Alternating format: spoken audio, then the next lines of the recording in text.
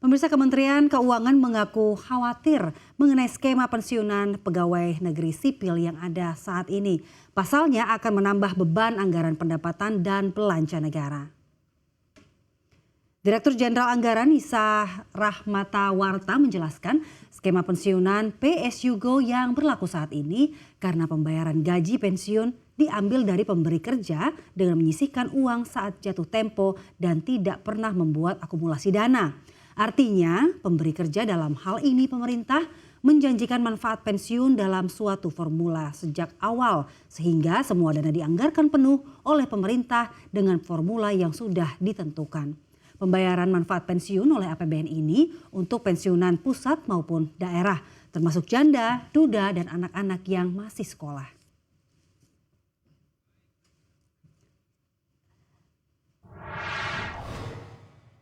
Lalu seberapa besar dana pensiun ASN di Indonesia dan apakah benar memberatkan APBN?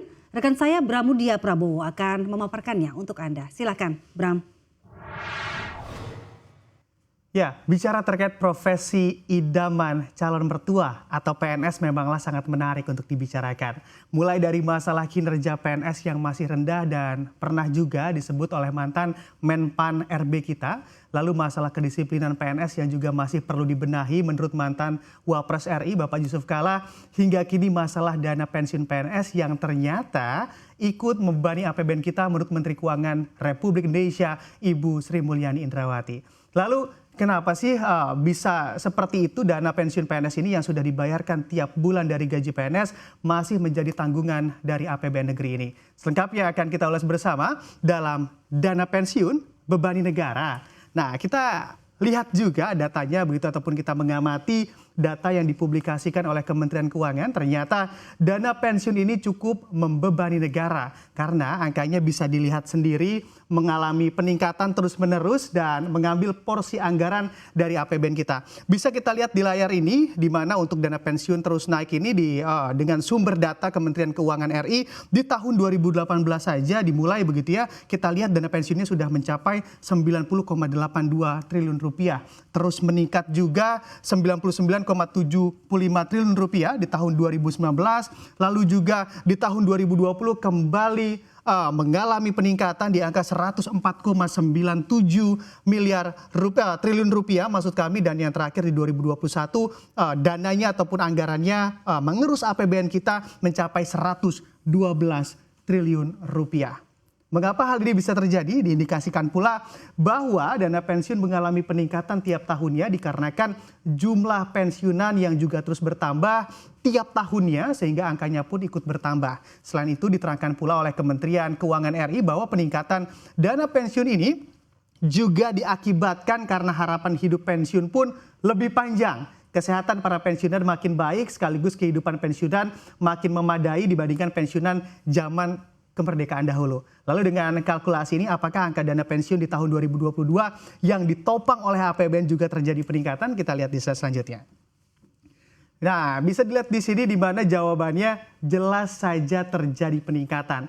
Bahkan untuk proyeksi angkanya pun diproyeksikan mengalami peningkatan sebesar 119 triliun rupiah. Atau naik 7 triliun rupiah dibandingkan dana pensiun tahun sebelumnya atau di tahun 2021 kemarin. Maka dari itu agar tidak tergulung akan dana pensiun yang lebih besar lagi, pemerintah pun kini sedang mengkaji untuk merubah skema dana pensiun dari PSYugo begitu menjadi skema fully funded. Di sini memang untuk meringankan beban dari APBN dari belanja negara untuk dana pensiun ini.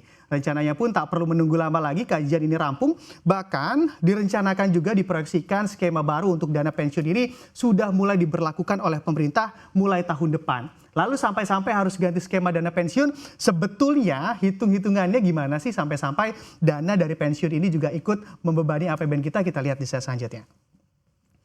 Nah, nih kalau kita perhatikan juga mencoba memahami terkait hitung-hitungan yang disampaikan oleh Justinus Prastowo selaku staf Menteri Keuangan Republik Indonesia di mana pihaknya menyampaikan beban yang harus ditanggung APBN dalam skema dana pensiun saat ini. Banyak timbul pertanyaan, mengapa sih negara bisa terbebani dana pensiun padahal kan tiap bulan gaji PNS telah dipotong untuk dana pensiun.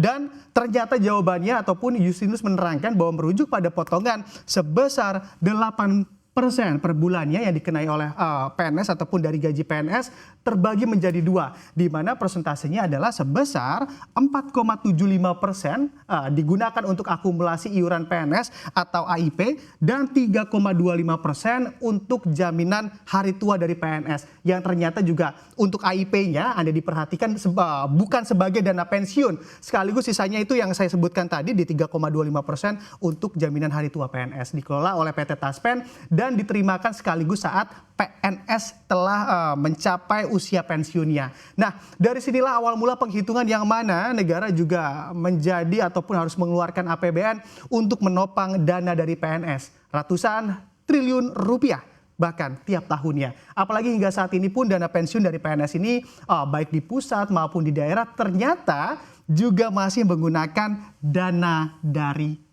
APBN yang ikut menopang dengan nilai yang cukup besar yang tadi Anda saksikan ratusan triliun rupiah ini. Maka dari itu beberapa waktu ini juga ada selentingan begitu ya negatif pada DPR RI yang mana ikut disinggung perkara dana pensiunnya yang juga di-cover oleh negara hingga ajal menjemput. Sebesar apakah dana pensiun para wakil rakyat kita DPR RI ini? Kita lihat di slide selanjutnya. Nah, kita lihat juga ataupun mengintip dana pensiun untuk para anggota DPR RI, di mana pensiunan yang didapat oleh anggota DPR RI bisa kita lihat di sini. Untuk anggota DPR merangkap ketua, nah ini berarti ketua komisi, yaitu angka pensiunnya di angka 3,2 juta.